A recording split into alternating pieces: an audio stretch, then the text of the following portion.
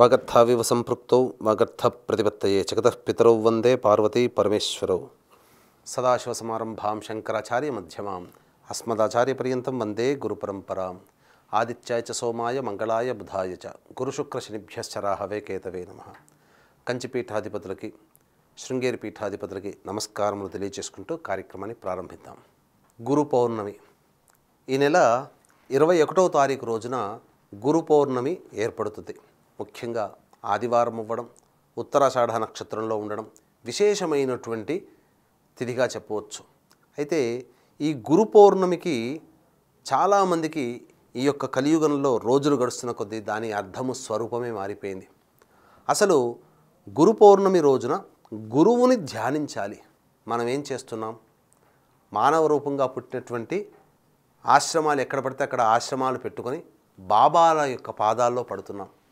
కాబట్టి అసలు గురువు ఎవరు అనేటువంటి విషయాన్ని వీక్షించేటువంటి బిగ్ టీవీ ప్రేక్షకులు తెలుసుకోవాలి. మనకు ఒక గురుస్థానంలో ఉన్నాడనంటే జ్ఞానాంధకారంలో కొట్టుమిట్టాడుతున్నటువంటి మానవులని అజ్ఞానం నుంచి బయటపడేసేటువంటి వ్యక్తి, మన జీవితానికి మేలు చేసినటువంటి వ్యక్తి, మన జీవితాన్ని ఉద్ధరించినటువంటి వ్యక్తి గురువుగా భావించాలి. మరి మన జీవితానికి, మన జీవన ప్రమాణానికి, జీవన విధానానికి చక్కటి బాట వేసినటువంటి గురువులని మర్చిపోయి ఎవరో తెలియనటువంటి వ్యక్తులు మొదలుపెట్టినటువంటి వ్యాపార ధోరణితో ఉన్నటువంటి గురువులని ఇప్పుడు మనం ఆశ్రయిస్తున్నాం. మనం చెప్పాలి అని అంటే ఎవరిని విమర్శిస్తున్నటువంటి కాదు, ఎవరి మనోభావాలు వారివి. కానీ అసలు సిసలైనటువంటి గురుతత్వం అంతా మన హిందూ సనాతన సాంప్రదాయంలో ఉన్నప్పుడు మన హిందూ సనాతన సాంప్రదాయానికి సంబంధం లేని వ్యక్తులని ఆశ్రయించడమే మనం చేస్తున్నటువంటి ఇబ్బందులు అని చెప్పవచ్చు, అధర్మము అని చెప్పవచ్చు. పరధర్మో భయావహ, పరధర్మాన్ని ఆశ్రయించడం భయంతో కూడుకున్నటువంటిది. అనగా దినదినగండం నూరేళ్ల ఆయుష్ అన్నట్టుగా ఉంటుంది. ఇతర ఏ మతాల వాళ్ళు ఆచరించినటువంటి విధంగా మనము గురువులని సరైనటువంటి విధంగా తెలుసుకోలేకపోతున్నాం. అసలు గురువు అనంటే ఈ యొక్క కలియుగానికి వ్యాస భగవాన్ల వారు గురువులు, తరువాత ఆదిశంకరాచార్యుల వారు, శ్రీకృష్ణ భగవాన్ల వారు, ఇంకా చెప్పాలి అంటే జ్ఞానాన్ని రక్షించినటువంటి విష్ణు అవతార స్వరూపము హయగ్రీవుడు గురువు, అలాగే వేదాలని రక్షించినటువంటి శివ స్వరూపము దక్షిణామూర్తి గురువు. వీళ్ళందరినీ వదిలిపెట్టి అసలు గురువంటే సమాధానానికి సరితూగలేనటువంటి కాలిగోటికి కూడా పనికిరానటువంటి వ్యక్తులని బాబాలుగా మనం భావిస్తూ ఆ బాబాల పాదాలు పట్టుకుంటున్నాం. కాబట్టి మానవులుగా ఉన్నటువంటి వాళ్ళు కాదండి, దైవాంశ సంభూతులై ఉండాలి. ఒక్క లోకానికి ఏదైనా గొప్ప ప్రయోజనం చేసి ఉండాలి గురువునంటే. శ్రీకృష్ణ భగవానుల వారు గీతను అందించారు కదా. మానవుడిగా పుట్టినటువంటి ఆదిశంకరాచార్యుల వారు జన్మించింది అల్పాయుష్యే. కానీ ఆ ఆదిశంకరాచార్య వారికి పుట్టుకకి ముందు కొన్ని సంవత్సరాలుగా ఈ దేశంలో, ఈ సనాతన ధర్మంలో దేవపూజలు అడుగంటిపోయాయి.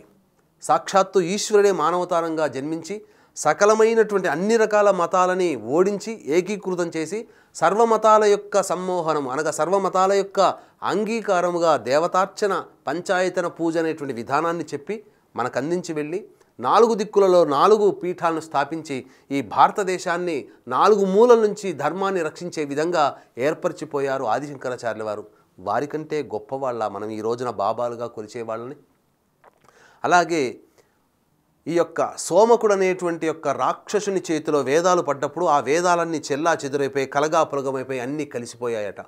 అటువంటి కలిసిపోయినటువంటి వేదాలని చక్కగా ఏ వేదానికి ఆ వేదముగా విభజించి 18 పురాణాలు రచించి భవిష్యత్ పురాణం కూడా రచించినటువంటి మహాభారతాన్ని మనకు అందించినటువంటి అద్వైత శిఖామణి ఈ యొక్క వ్యాస భగవానుల వారు సద్గురువులు కదా, వారిని పూజించట్లేదు. అలాగే మనకు విష్ణు స్వరూపముగా హయగ్రీవుడిని జ్ఞానదేవతగా, అలాగే జ్ఞానదేవతగా శివస్వరూపంగా ఉన్నటువంటి దక్షిణామూర్తిని మనం గురువులుగా ఏనాడో మర్చిపోయాం. కాబట్టి ఈ రోజున ఏది ధర్మము ఏది సత్యమని తెలిసి కూడా చాలామంది ఈ బాబాల ఆశ్రమాల చుట్టూ వెళ్ళి బాబాల పాదాలు పట్టుకొని వాళ్ళ ఆశీర్వచనాలు తీసుకుంటున్నారు. బాబాలు దేవుళ్ళు కాదు, బాబాలు గురువులు అంతకంటే కాదండి. వీక్షించేటువంటి బిగ్ టీవీ ప్రేక్షకులు గమనించుకోవాలి. గురు పౌర్ణమి రోజున మీకు నిజంగా భక్తి శ్రద్ధ ఉంటే మీ యొక్క జీవితానికి విద్య నేర్పినటువంటి గురువు దగ్గరికి వెళ్ళి వస్త్రములు పెట్టి వారి ఆశీర్వచనం తీసుకోండి.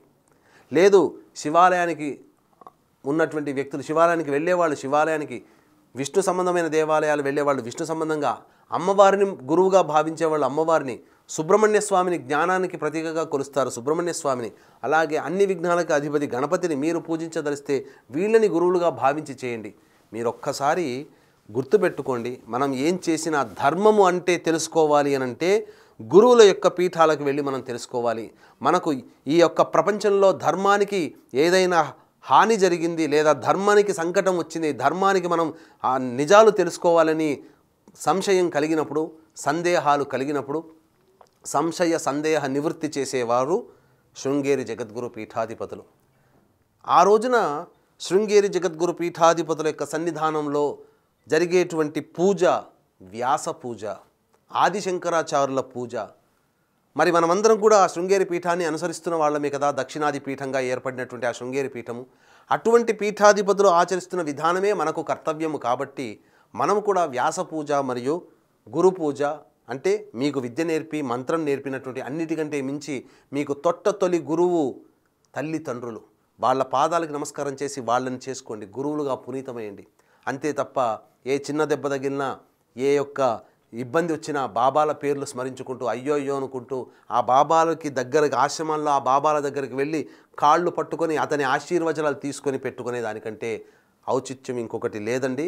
మనము సనాతన ధర్మాన్ని పాటించే వాళ్ళం. సనాతన ధర్మంలో గురువులు అంటే వ్యాసుడు, శంకరాచార్యులు, కృష్ణుడు మరియు ఈ యొక్క దక్షిణామూర్తి మరియు హయగ్రీవ దేవతలు, వీళ్ళని మీరు ఆశ్రయించండి. ఆ రోజున శివాలయానికి వెళ్ళండి, విష్ణు దేవాలయానికి వెళ్ళండి, అర్చనాభిషేకాదులు మీ గోత్రనామాదులతో జరిపించుకోండి.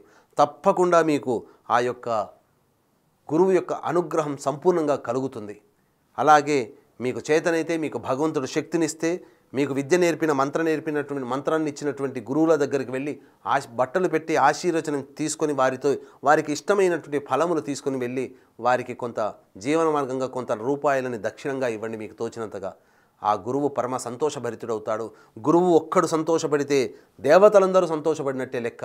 కాబట్టి ఎక్కడో మనకు ధర్మం కాని బాబాల చుట్టూ తిరిగే వాళ్ళని గురువులుగా భావించుకుంటూ వెళ్ళేదానికంటే మీరు మన ధర్మాన్ని పాటిస్తున్నటువంటి వాళ్ళు మన దేవతలకి కొలువై తక్కువై ఉంటే కదా, మన దేవతలు ఎందరో కొలువై ఉన్నారు, వాళ్ళని గురువులుగా భావించి ఆ దేవతల యొక్క దేవాలయానికి చేరుకుని వెళ్ళి మీరు ఆశీర్వచనాలు తీసుకుని రండి. తప్పకుండా గురు పౌర్ణమి రోజున చేయాల్సినటువంటి ప్రథమ ధర్మం ఇది. మన ధర్మాన్ని వదిలి పరధర్మాన్ని ఆశ్రయించి లాభం లేదు.